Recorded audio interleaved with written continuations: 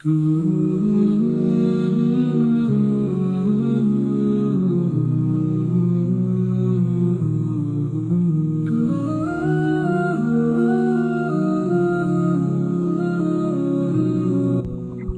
بھائی ہیلو السلام علیکم، میرا نام ہے منیب علی اور میں آپ لوگوں کا دوبارہ سے ویلکم کرتا ہوں میری ایک اور سی اچھی سی بہترین سی ویڈیو میں۔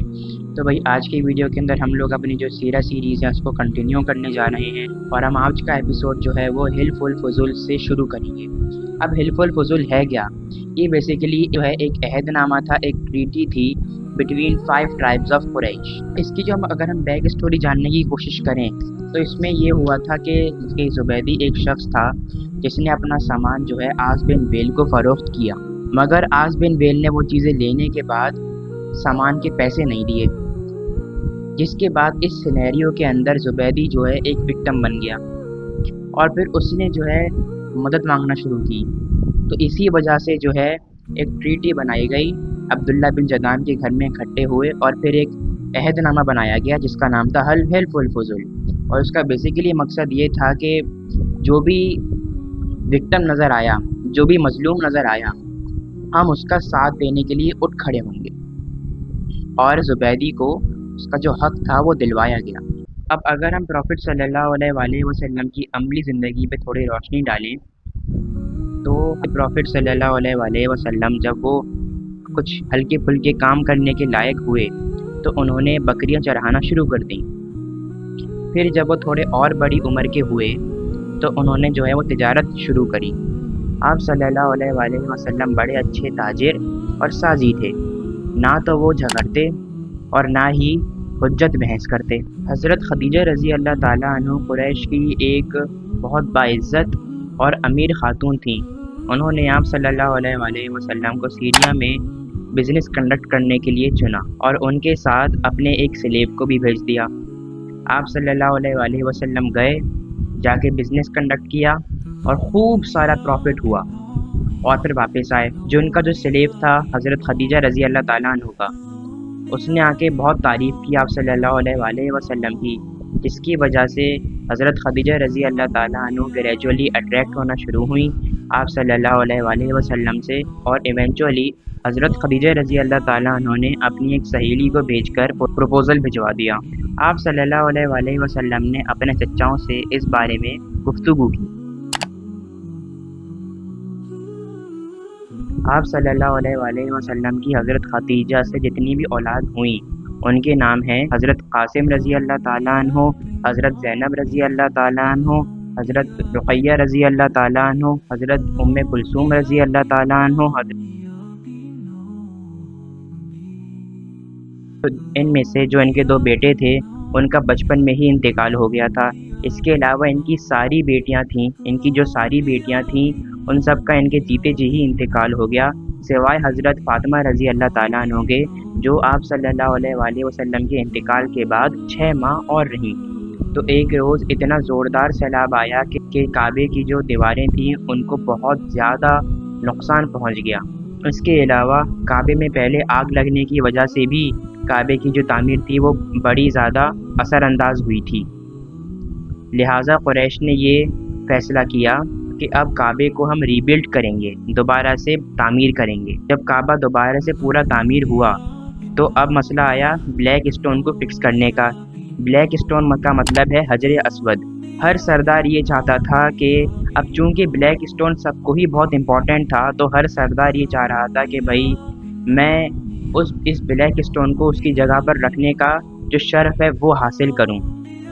اور اسی کے اوپر جو ہے ایک جھگڑا ہو گیا جو کہ 4-5 دنوں تک جاری رہا، اور امکانات اس کے بھی تھے کہ حرم کے اندر خون ریزی ہو جاتی۔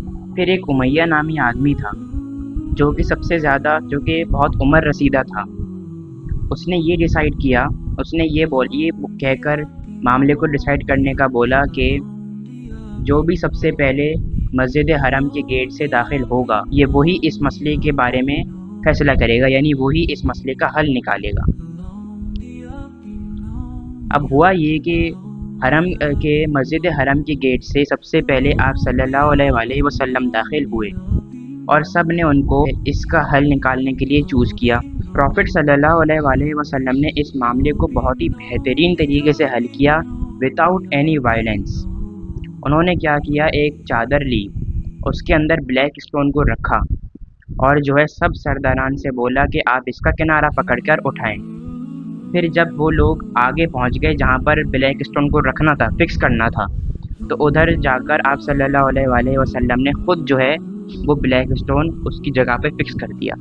اس حل سے جو ہے وہ سب لوگ ہی خوش تھے۔ اعوذ باللہ من الشیطان الرجیم، بسم اللہ الرحمن الرحیم۔ اقرأ باسم ربك الذي خلق خلق الإنسان من علق اقرأ وربك الأكرم الذي علم بالقلم۔ اب قریش کی جو امورالٹیز تھیں، جو ان کی غلط حرکتیں تھیں، اس کی وجہ سے جو ہے آپ صلی اللہ علیہ وسلم بہت رنجیدہ ہونے لگے اور ان سے تھوڑے الگ ہونے شروع ہو گئے، ان سے اپنے آپ کو وہ ڈسٹینس کرنا شروع ہو گئے۔ اب یہی چیز ان کو غار حرا تک لے کر آئی، جہاں پر وہ اکیلے جاتے اور جا کے ذکر الہی اور عبادت میں مشغول ہو جاتے۔ یہ ان کی جو پریکٹس تھی وہ چلتی رہی، اور پھر ایک روز حضرت جبرائیل علیہ السلام تشریف لائے۔ یہ سال تھا 610 AD کا، جب پروفٹ صلی اللہ علیہ وسلم کی عمر تھی 40۔ کیا ہوا کہ آپ صلی اللہ علیہ وسلم وہی جو اپنی ذکر الہی اور عبادت کرتے تھے وہی کر رہے تھے، تو حضرت جبرائیل علیہ السلام تشریف لائے اور آ کے آپ صلی اللہ علیہ وسلم کو ہگ اور کرش کیا اور بولا کہ پڑھو، ریڈ۔ آپ صلی اللہ علیہ وسلم نے پڑھنے سے انکار کر دیا کیونکہ ان کو پڑھنا یا لکھنا نہیں آتا تھا۔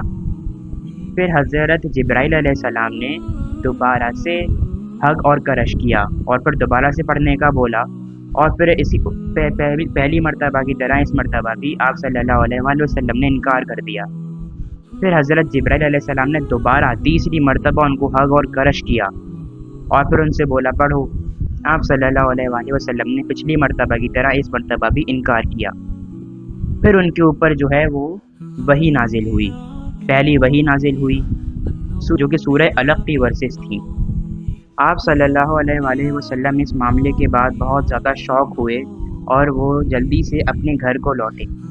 وہاں پر جا کے آپ صلی اللہ علیہ وسلم نے حضرت خدیجہ رضی اللہ تعالیٰ عنہ سے بولا مجھے چادر اڑا دو، مجھے چادر اڑا دو۔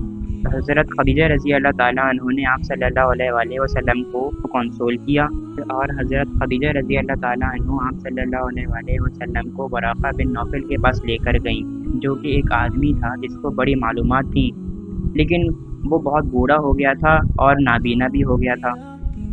آپ صلی اللہ علیہ وسلم نے ورقہ بن نوفل کو وہ سب کچھ بتا دیا جو انہوں نے دیکھا۔ تو ورقہ بن نوفل نے ان کی پروفٹ ہوڈ کو کنفرم کیا۔ ورقہ بن نوفل نے بولا یہ تو وہی ناموس ہے جو کہ حضرت موسیٰ علیہ السلام پر نازل ہوا تھا۔